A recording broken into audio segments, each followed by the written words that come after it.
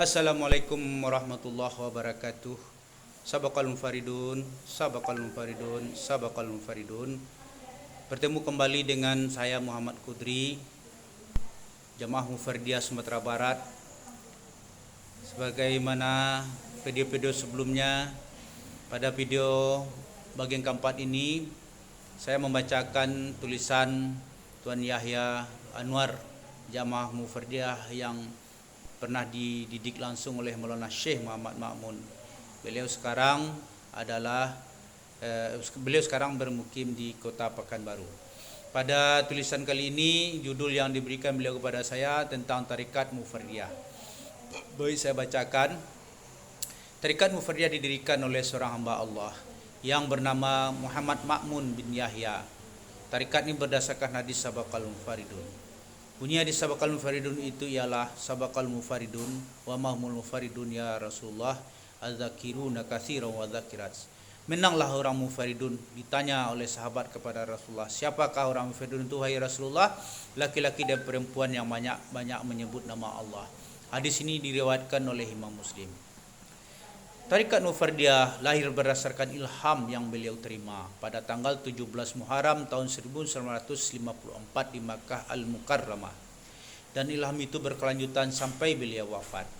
Kemudian beliau kembangkan Tarikat Mufardiyah ini tahun 1955, bermula dari Tanjung Pura, Langkat, Sumatera Utara, dan terus berkembang ke seluruh pelosok Nusantara, bahkan ke negara-negara tetangga seperti Singapura, Malaysia, Brunei, dan Australia. Walaupun Maulana Syekh Muhammad Ma'mun telah tiada, namun spirit atau semangat Mufardiyah tetap ada di hati pengikut-pengikutnya. Pesan terakhir beliau ialah bahawa kita tidak perlu lagi mengembangkan zikir ini. Kita tak perlu lagi mengembangkan zikrullah ini. Namun sebagai jamaah Tarikat Mufardiyah, kita selalu siap menerima siapapun yang mau menerima zikir ini. Memang tujuan Tarikat Mufardiyah ialah mengajak umat muslim mendekatkan diri kepada Allah, mengesahkannya, mematuhi perintah-perintahnya, dan menjauhi semua larangannya. Semua amalan-amalan Tarikat Mufardiyah bersumber dari Al-Quran dan Sunnah Rasulullah SAW. Maulana Syekh Muhammad Ma'mun menyusun amalan-amalan tersebut melalui ilham dari Allah Subhanahu Wa Taala. Kita tahu bahawa ilham yang datang kepada wali-wali Allah itu tidak pernah menyimpang dari Al-Quran dan As-Sunnah. Wali-wali Allah adalah orang yang beriman dan bertakwa. Al-Quran ialah kalamullah yang diwahyukan Allah kepada Nabi Muhammad SAW melalui malaikat Jibril secara beransur-ansur selama 22 tahun, 2 bulan, 22 hari atau mencapai atau hampir 23 tahun. Dan Al-Quran adalah sumber hukum Islam yang pertama dan utama. Kemudian As-Sunnah adalah sumber hukum Islam yang kedua. Tarikat Mufardiyah tetap berpegang kepada Al-Quran dan As-Sunnah karena pengikut-pengikut Mufardiyah termasuk golongan Ahlus Sunnah wal Jamaah bermazhab Syafi'i atau Syafi'iyah. Zikir yang diamalkan orang-orang Mufardiyah ialah zikir Allah dengan menyebut ismu zat, yaitu Allah.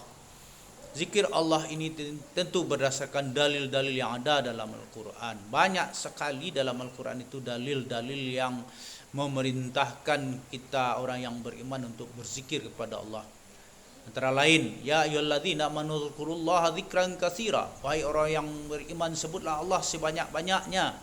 Kemudian juga ada dalam surat Al-Anfal ayat 2, innamal mu'minuna alladzina idza dzukirallahu wajilat qulubuhum wa idza tuliyat 'alaihim ayatuhu zadatuhum imana wa 'ala rabbihim yatawakkalun. Sesungguhnya orang yang beriman itu apabila disebut Allah maka bergetar hatinya, dan apabila diperlihatkan tanda-tanda kebesarannya maka bertambah kuatlah imannya. Dalil-dalil itulah yang berkaitan dengan perintah zikir kepada Allah Subhanahu Wa Taala. Karena Al-Quran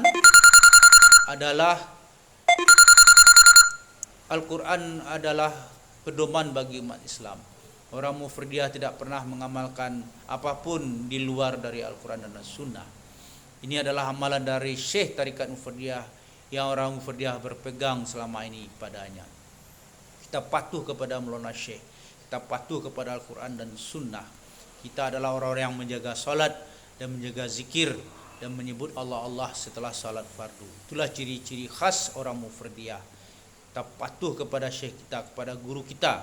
kita patuh kepada adab-adab yang telah ditentukan, dan janganlah kita ubah, janganlah kita tambah-tambah dan janganlah kita kurang, apalagi ditinggalkan amalan ini. Itu 4 pesan dari Tuan Syekh kepada kita. Mudah-mudahan kita selalu dibimbing Allah dan selalu tetap berada di jalan tarikat Mufardiyah sampai akhir hayat kita masing-masing. Demikian rekaman ini yang keempat ini hamba buat dengan niat ikhlas kepada Allah Subhanahu wa taala dan kecintaan kepada Maulana Syekh Muhammad Mamun serta tarikat Mufardiyah yang dirahmati Allah.